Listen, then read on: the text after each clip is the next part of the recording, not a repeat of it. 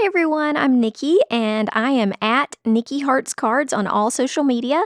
Today we are going to be looking at the Eternal Love stamp set. This is a great set if you want to do some Copic coloring or some watercoloring. It has these beautiful flowers in it, and I'm going to use the ones that look to me most like peonies. Those are my favorite flowers, and I just can't wait to create some bold looks with those.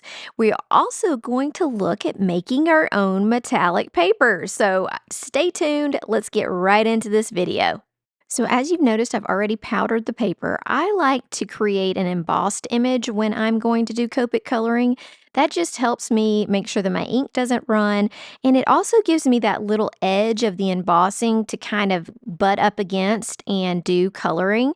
So it's just one of those things that helps me out. So I'm going to stamp and VersaFine Nocturne a couple of times, and then I'm going to clear heat emboss this image. Once this is done, I'm going to go ahead and flip my paper over and get another. I just don't want to waste any of this paper, so I'm going to cut another image. I am going to cut these images out with dies, so it doesn't really matter the placement, but it's nice when you have a sticky mat and you've got a MISTI tool to be able to flip your paper around and just leave your stamp in the same place.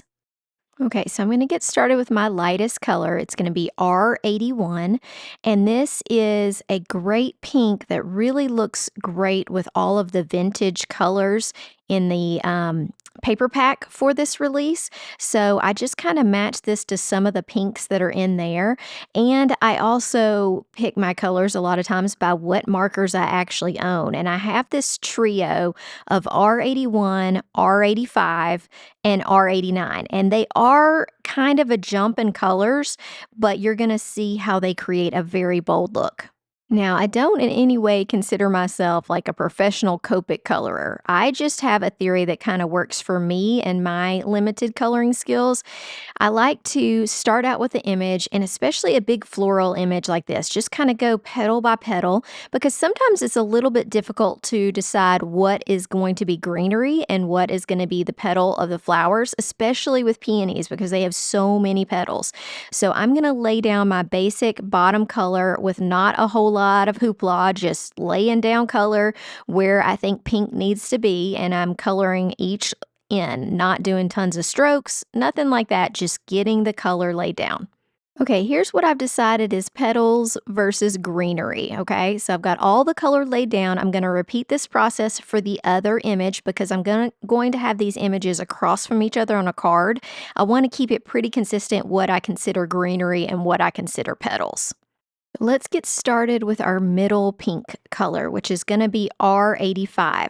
Now, this isn't a drastic difference in color from the other one, but you'll see when we go with our third color, it is very drastic. It's still several levels in Copics, so you can definitely see this pink. And from here, I'm going to start from the bottom of petals and just do the little swishes up towards the middle of the petal. I'm not super careful. Like I said, I'm just trying to make there be definition in this flower.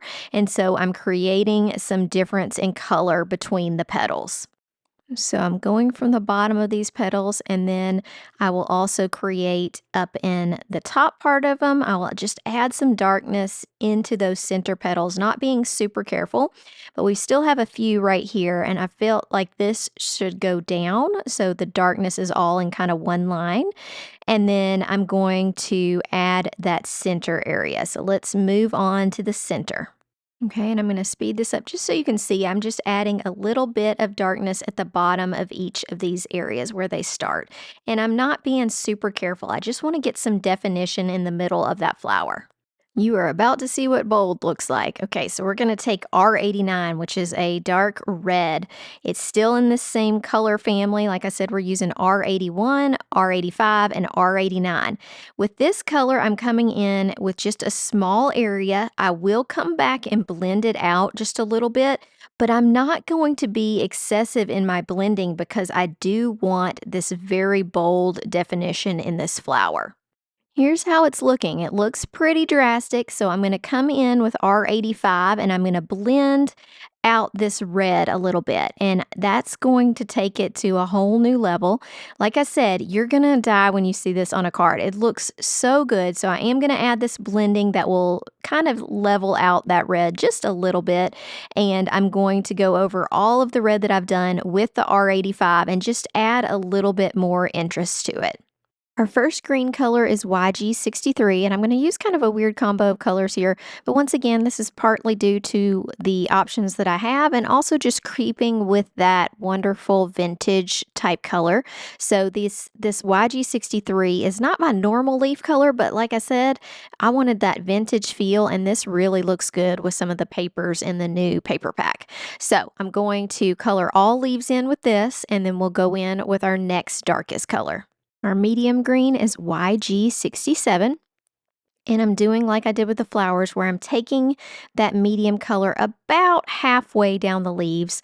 I can use it to blend out if I need to later, but the next color that we're going to use is not quite as drastic of a difference as the red that we used, so it will be a little bit less blending.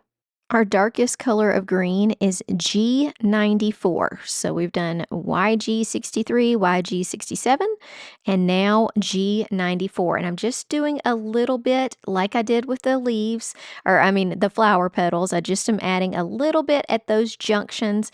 And like I said, it's not going to be quite as drastic as our red, but it's really going to give these leaves a beautiful look. Now I just love how bold these look against this beautiful kind of sagey green color from one of the paper packs.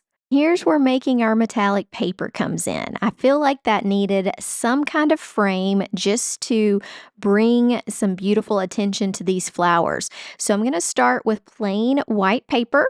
I'm going to use lunar paste, which is a mixed media paste. It's a very opaque color and it's called Gold Rich. And what I'm going to do is I'm just going to make a large area with this color and scrape it down the paper.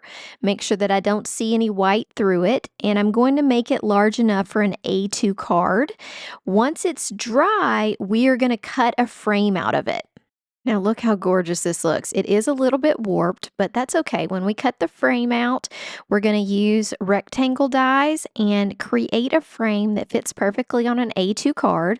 So I'm grabbing these and then we're going to tape it to the paper. Once it runs through the die cutting machine and you use adhesive on it on your card, I really haven't had any problem with that warping. It's stuck down perfectly fine, so I wouldn't worry about that too much.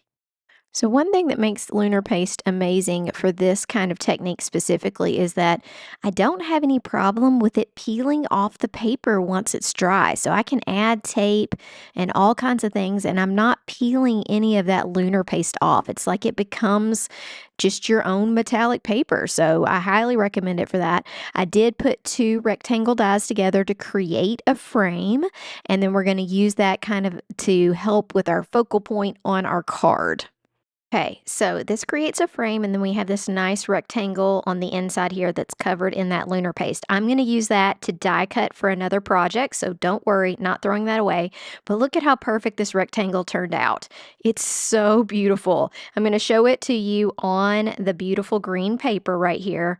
Look at how nice that looks. You could use whatever you want to hold this down. I ended up using glue and I did some foam tape on the flowers.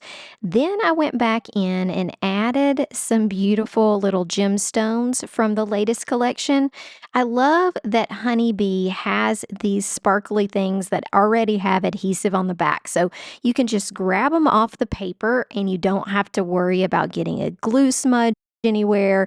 They just have a little bit of adhesive on the back and they work perfectly. Now, of course, I will link everything in the description below so you don't have to look for these colors or try to go back and see what was going on in the video. It's all in the description of the YouTube video. So make sure you check that out to check all the products out. And also make sure that you hit like and subscribe on the Honeybee channel. Okay, here's the final card. I'm going to pop up some final pictures also, but I just love how that gold shimmers in the light. It's so beautiful, and those little gems just add that extra touch to it. So I hope that you enjoyed this video. Make sure you hit the like button and make sure you check out the products in below. And I'd love to see you back on the channel. I'm here every month doing a video, and you can find me on my channel at Nicki Hearts Cards. Have a great day. Bye.